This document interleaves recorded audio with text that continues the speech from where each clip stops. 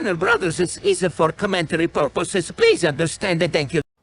Don't forget to subscribe!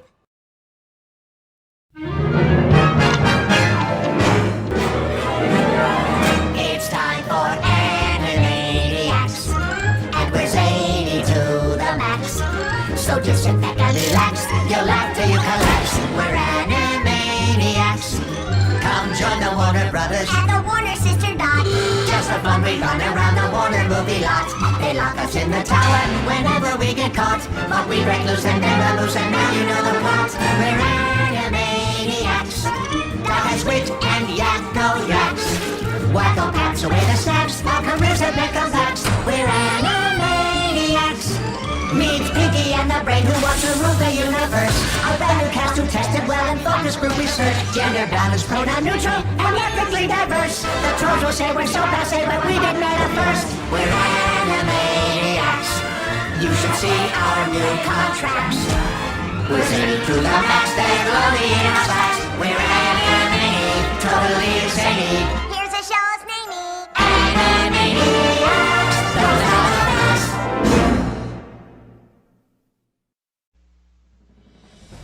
Hi everyone! Princess Lifeline here, and welcome back to my channel.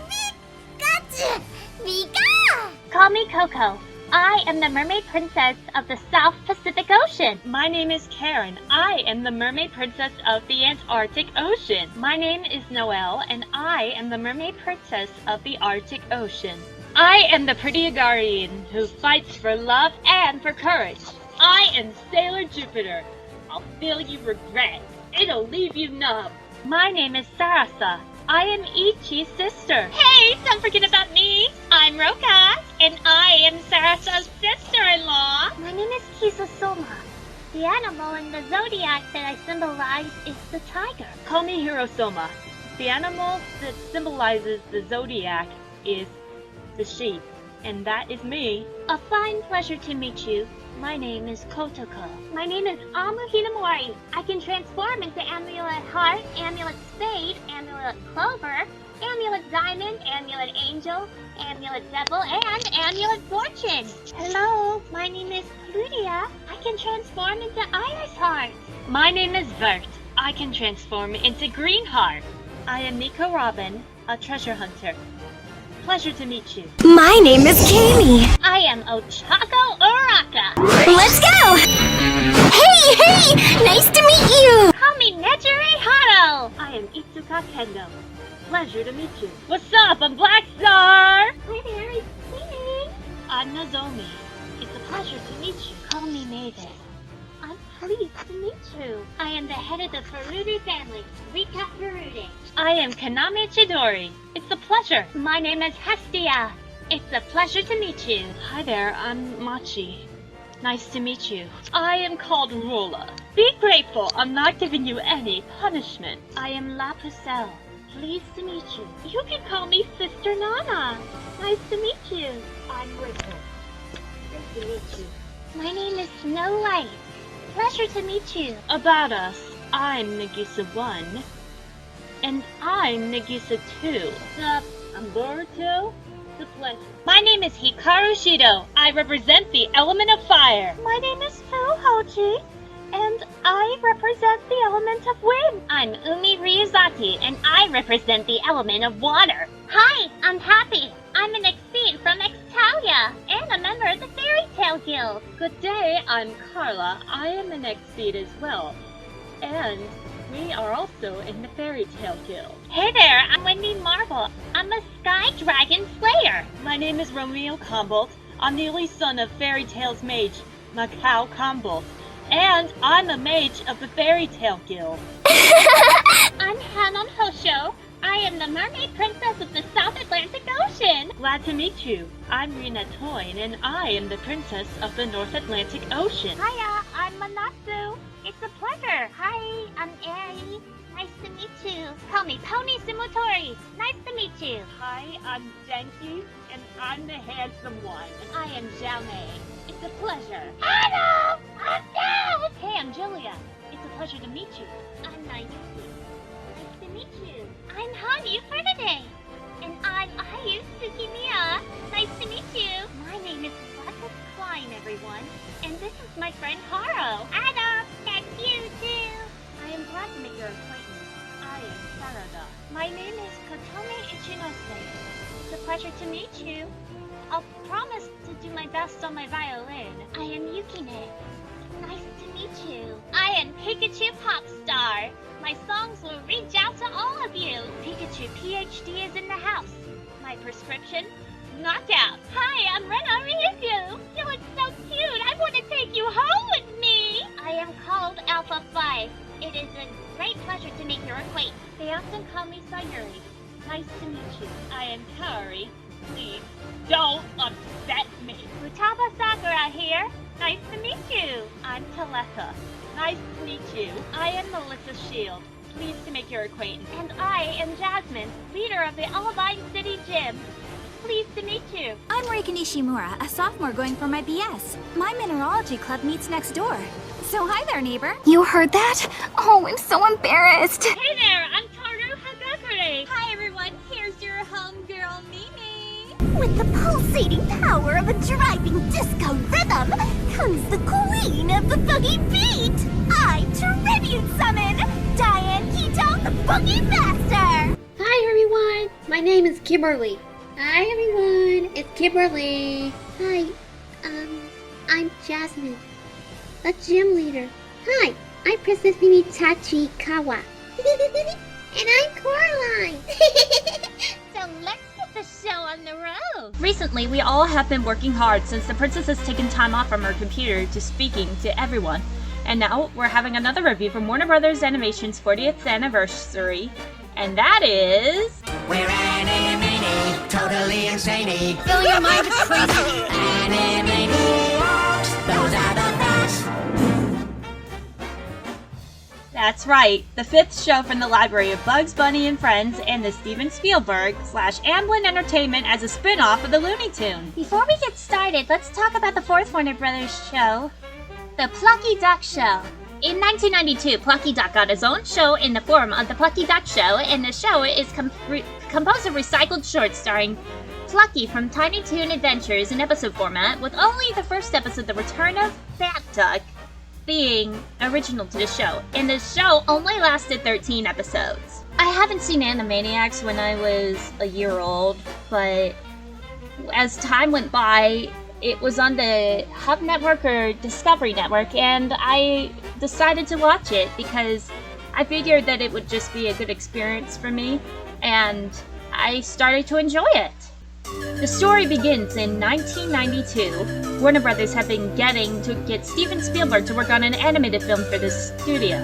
To help court Spielberg's favor, the head of the Warner Brothers Animation, Gene McCurdy, brought director Tom Ruegger, who had successfully led a pup named Scooby-Doo, to help develop the concept with Spielberg.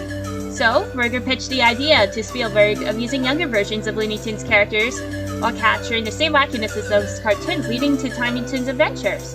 And it was considered a success, winning a number of Daytime Emmy Awards and a Primetime Emmy Award, and revived the Warner Animation development. However, with Tiny Toons Adventures' success, Spielberg and McCurdy pushed on Ruegger for the next idea of the series, with Spielberg emphasizing the need of something with a marquee name.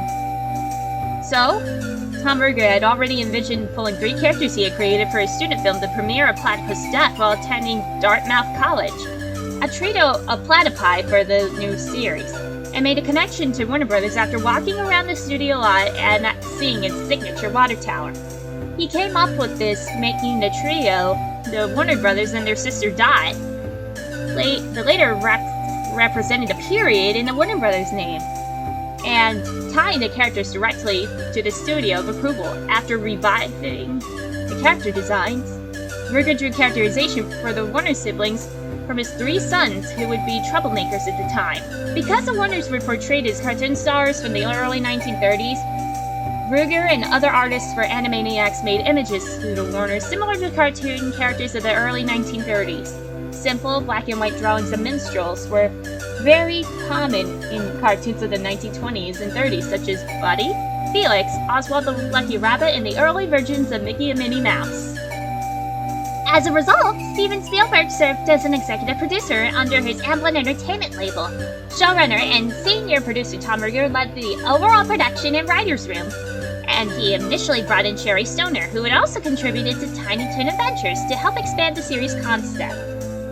Producers Peter Hastings, Rusty Mills, Rich Aarons, and Sherry Stoner contributed scripts for many of the episodes and had an active role during group discussions in the writer's room as well.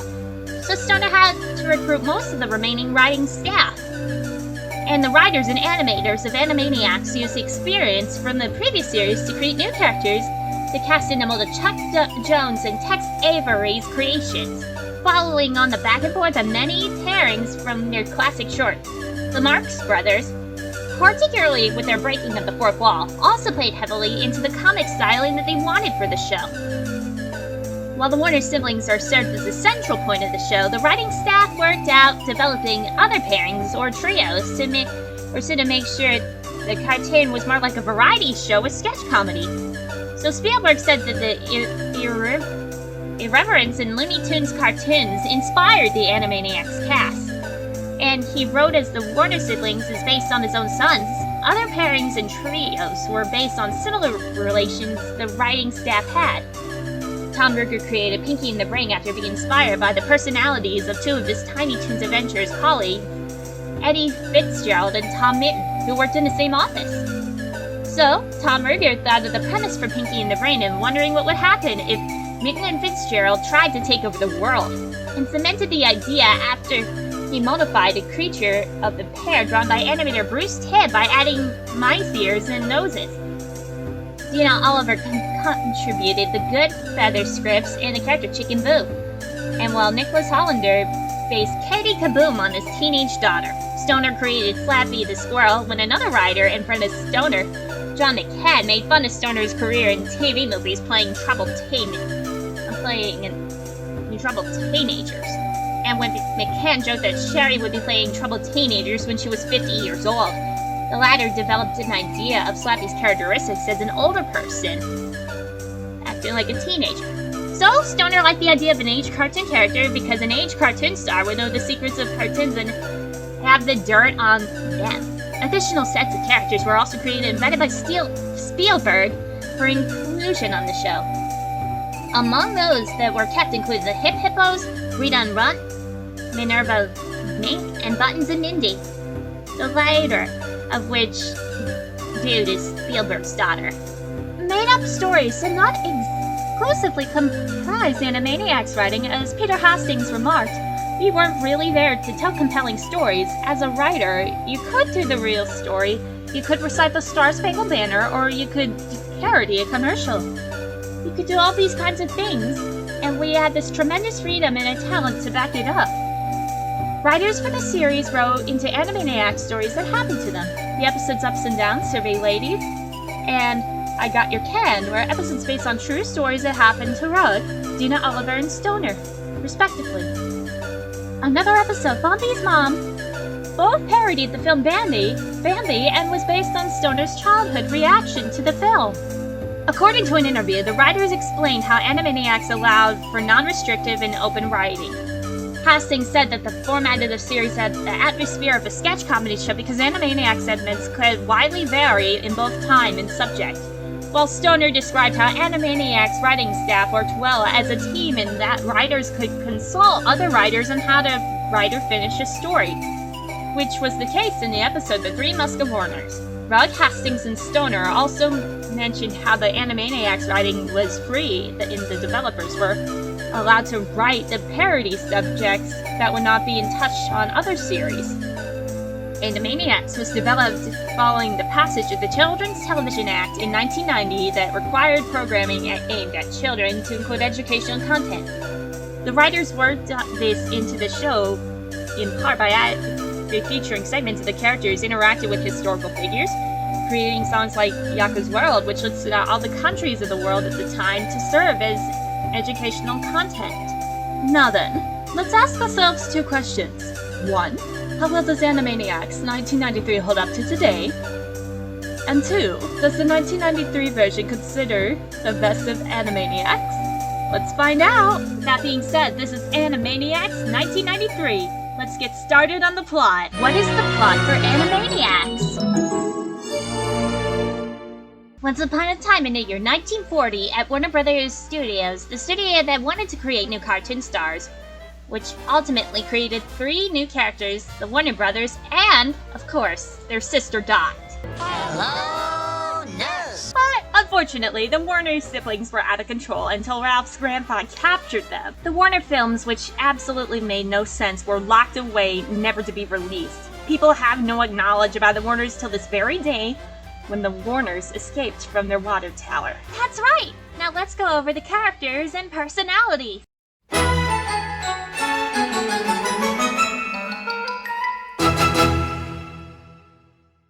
Wakko Warner is a born leader, fast talker, and ideal big brother.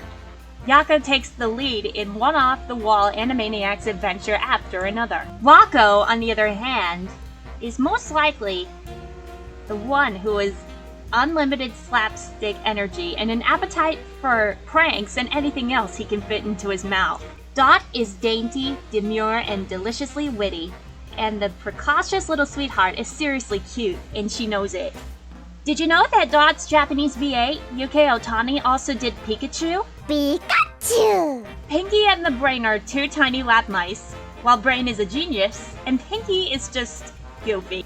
And they both have a desire to take over the world, but they fail each time they try. The Goodfeathers are an Italian-American trio of pigeons, Squid, Pesto, and Bobby, trying to get their life as pigeons. They are sometimes visited by their boss, the God Pigeon. They live atop a park statue, and they speak with distinct New York accents, and their rival gang is made up of sparrows. They moved to Burbank, California, in the Season 4 segment, Boys on the Hood. Slappy is characterized as a cranky, elderly, anthropomorphic gray squirrel with a thick New York accent, and she's more mean-spirited than the Brain, and she's usually seen carrying a green hat decorated with a yellow dripping flower, purple eyeliner on her eyelids, and carrying a pink purse and her green umbrella that she occasionally uses to hit other characters for self-defense. In one of the episodes, it reveals that Slappy is to be in her 80s as Mary Heartless, which is a parody of Mary Hart, who refers to Slappy as an octogenarian, and she lives in a hollow tree with her nephew Skippy, her polar opposite in terms of personality, and who see her tell tales about her former days of stardom. Slappy was first seen in the show's 3rd episode, Slappy Goes Walnuts, which aired in September 15, 1993. Buttons is, for all intents and purposes, a normal dog. Though he shows a degree of sentience and quite a lot of anxiety, and he often gets very nervous, though not without reason, his charge. Mindy gets herself into as much trouble as one could imagine. Mindy's defining traits seem to be her curiosity and her obliviousness, and for some reason, Mindy likes to chase things that interest her or intrigue her. And though she usually has a single-minded focus on her target, she will sometimes stop her case to question passerbys about what they are doing. And one repeated joke that is that she will ask people why until they give up on the conversation.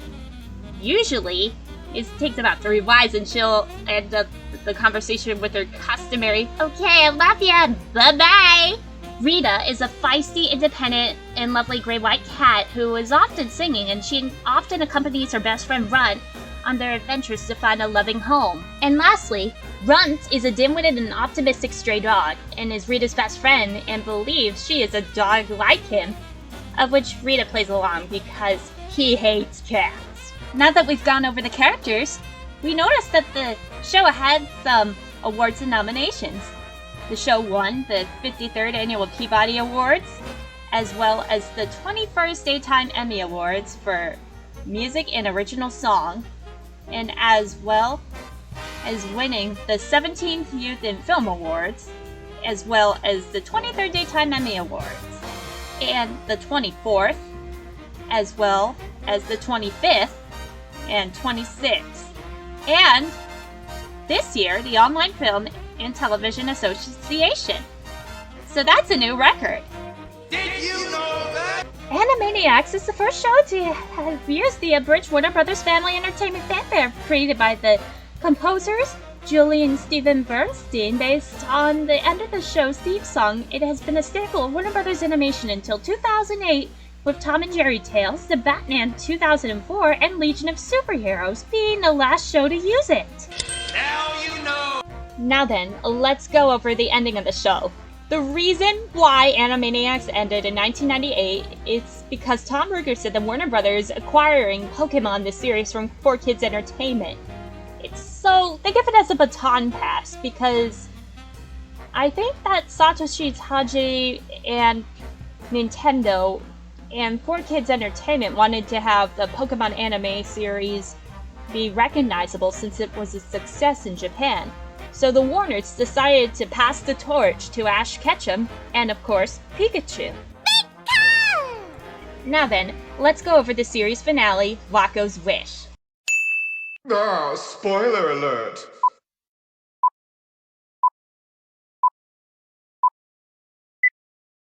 In the town of Acme Falls, within the kingdom of Warnerstock, all the Animaniacs characters and a mime live happily together.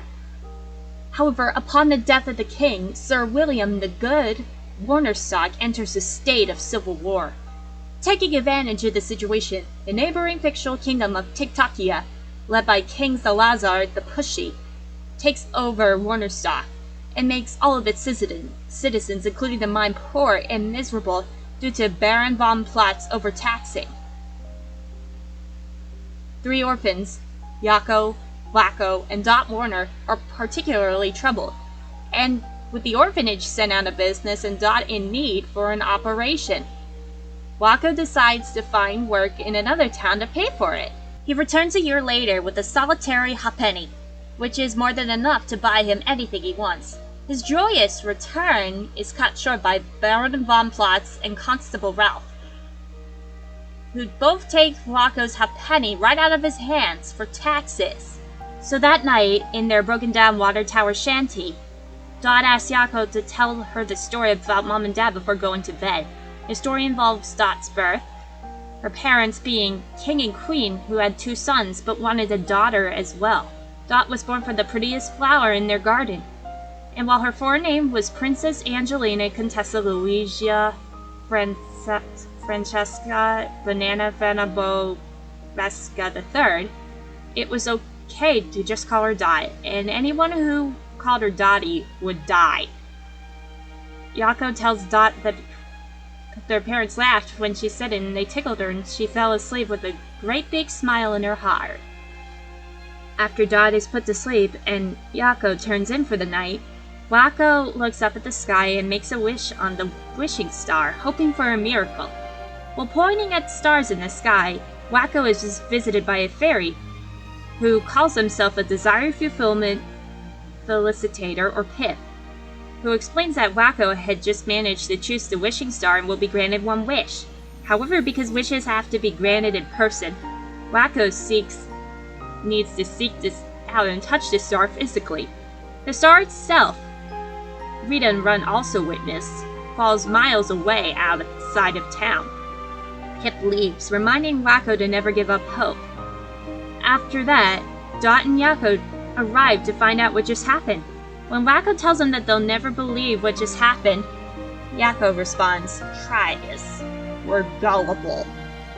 The following morning, his siblings tell the whole town about the star and their excitement, which makes the townspeople excited, with all of them rushing towards the glow in the mountains, each wanting their own wish granted. Except for the mime, cause he can't speak. Yakko, Wakko, and Dot travel by sleigh. Scratch and Sniff, Hello Nurse, Rita, and Runt travel by wagon, with Fart, Big Newton, Slappy, and Skippy travel by trees, and Pinky and the Brain using a wheel-powered air screw.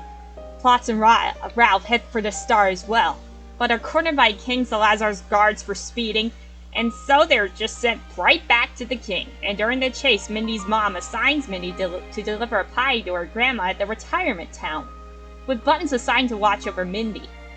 Mindy decides to instead offer the pie to Buttons to satisfy his hunger. Seeing Slappy and Skippy jump over by the trees to the wishing star, Mindy follows the squirrels, prompting Buttons to chase her. Salazar's soldiers bring Plots and Ralph to King Salazar, who find out about the stars. Salazar then orders Plots and Ralph to stop the townspeople and prevent the Warners from reaching the star alive, and orders Squid, Pesto, and Bobby to watch over Plots, and order his troops to secure the area with the star. The townsfolk continue to chase after the star, with each singing about their desired wish. Eventually, Barfik Newton becomes depressed and stops moving. The Warners reach and cross a small wooden bridge with several floor pieces collapsing, with Mindy, Buttons, Flavio, and Marita also following the same path. Bobby, Pesto, and Squid accidentally collide with Pinky and the Brain, causing their air screw to fall down. Barfik Newton notices Pinky on the air screw and rushes at high speed to save him, also saving Buttons, Flavio, and Flavia. Plots and Ralph reach the Warners and begin to fire cannonballs at the trio, reducing their sleigh to wooden snowboards. Plots also attacks Scratch and Sniff's horse car, which damages it in the process. Runt and Buttons throw a box of explosive elixir, destroying Plots and Ralph's car. At a narrow edge, Fire saves Pinky, the Brain, and the rest of the Goodfeathers. The mess created inside Scratch and Sniff's horse car unintentionally creates a version of his elixir that tastes good. They offer the elixir to everyone, in which everyone enjoys. Wakko eventually lets out a large belch that begins an avalanche, burying everyone in the snow. But the townspeople manage to survive and reach the area of the Wishing Star. Their moment of joy is cut short when Salazar and his soldiers ambush the townspeople and imprisons all of them in a recently built military base around the star's location. Discovering that Yakko, Wakko, and Dot were still alive, Salazar expels Plots, Ralph, and the Goodfeathers from his crew and imprisons them with the other townspeople. King Salazar orders the Warners to be executed. However, the Warners convince Salazar to have a dinner where they discuss the secrets of the Wishing Star. During the dinner at King Salazar's Ice Palace, Salazar attempts to learn the secrets of the Wishing Star, but instead pestered by the Warners. With the Warners refusing to talk, Salazar sends the trio to the Cave of the Worst Nightmares, which traumatizes the Warners with their past horrific experience featuring Mr. Director, a cockroach-infested restroom, and Baloney the Dinosaur. After being traumatized, the Warners confess to the king, telling them that any wish he makes would have an ironic twist and demonstrate Fist was annoyance, and he orders the Warners executed, but Dot uses her cuteness to convince the guards to let him go. And as Salazar is about to make his wish, the Warners try to run towards the star. Upon seeing this, he tries shooting them himself with a cannon. Yakko and Wakko are not back by the explosion, but Dot appears to have been injured by the explosion. And Wakko seizes his chance to head to the star, and Yakko falls behind, trying to convince Dot that she can make it. Yakko then tearfully tells Dot the story of how she was born one last time. Dot then seemingly dies, causing the people of Acme Falls to cry in sorrow, along with some of the royal army, who become furious at King Salazar for his cold-hearted nature. As everyone turns on the king, who shows a little remorse, Wakko reaches the Wishing Star. Dot then reveals that she had been faking it the whole time to buy time for Wakko. Wakko touches the Wishing Star and makes his wish, which he is revealed to have 2 halfpennies. The townsfolk celebrate and sing their joy, no longer having to worry about overtaxing anymore, as Plots has had a change of heart. So Wakko uses his first halfpenny to pay for Dot's operation, which is revealed to be a plastic surgery to give her a beauty mark, in which he called a cutie mark. Future reference to My Little Pony Friendship is Magic. Scratch and Sniff then uses Wakko's halfpenny to buy all the ingredients for his elixir, while Hello Nurse creates a new bottle shape for Scratch and Sniff's elixir, alongside Rita and Runt becoming employees for Scratchy, while Scratch and Sniff heads out to the market to make their new drink. Wakko uses his second halfpenny to buy food and season tickets for the Lakers. So, Wakko's second halfpenny, however, returns prosperity to the town as the butcher, the baker, and the candlestick makers start spending their money they just earned. And the townspeople whom they make purchases do the same, and prosperity and halfpennies back in town. So the wishes of others are granted as well. Slappy's tree comes back to life, with acorns finally being able to generate once more. while Skippy finds kids his own age to play with and falls in love with a female squirrel. Mindy's mom has Mindy finally call her mom instead of Lady, while Buttons is rewarded with Stack's estate for his loyalty. Rita and Runt are adopted by Dr. Scratch and Sniff, and Dr. Scratch and Sniff's elixirs are renamed to Scratchy Cola and become a massive success. Hello Nurse becomes the CEO of Scratchy Cola and is finally appreciated for her brain and not just her looks. Baron Von Plotz becomes king, and Plotz opens a chain of fast food restaurants named Burgermeister King and sells Scratchy Colas and Baron Von Plotz burgers. Constable Ralph gets to direct traffic. The Gunfeathers are respected by the townspeople, despite being oblivious that the townsfolk are appreciating the statue of the Warners that they are standing on top of. The hospital finds Yakko, Wakko, and Dot's birth certificates, which reveals that the Warners were of royal heritage, and it is revealed that their parents, who were seen for the first and only time, is in a portrait were the King and Queen of Warnerstock, which makes the Warners the heirs to the throne, and it is then revealed that Salazar has attempted to send the Warners to exile back when he first seized the control of Warnerstock, never expecting to encounter them in the future. As the Warners become the new rulers of Warnerstock, then they give the boot to Salazar out of their palace, literally, where he is attacked by his own dogs as punishment. Additionally, Pinky is appointed as royal stable mouse to stay close to Farfignutin thanks to the Brain, who achieves great political power as Prime Minister and most trusted advisor to the Warners plotting to take over the world in the next movie. Like that's ever gonna happen! With everyone's wish granted except for the Mime's wish, everyone sings one last time. And before the ending, everyone spins the wheel of morality. And the moral of the story is just cheer up and never ever give up hope. The people sing as the camera pans up to the skies, turning to night as a shooting star falls down in 2 hours, 35 minutes, and 1 second, ending the movie in original series before the credits roll. Overall, Animaniacs is a fantastic series as the fifth Warner Brothers animation during the Kids WB era. So, if you want to join the series, please watch it on Hulu, Google Play, iTunes, or get it on DVD. We give Animaniacs a 10 out of 10, and Gabe gives this a 5 out of 5.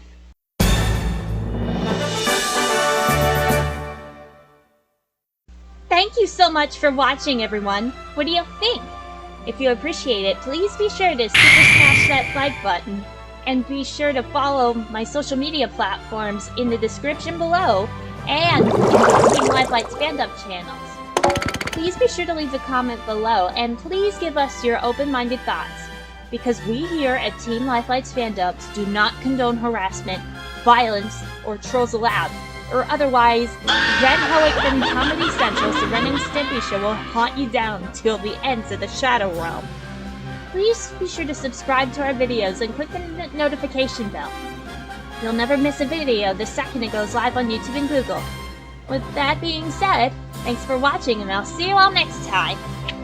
Bye-bye!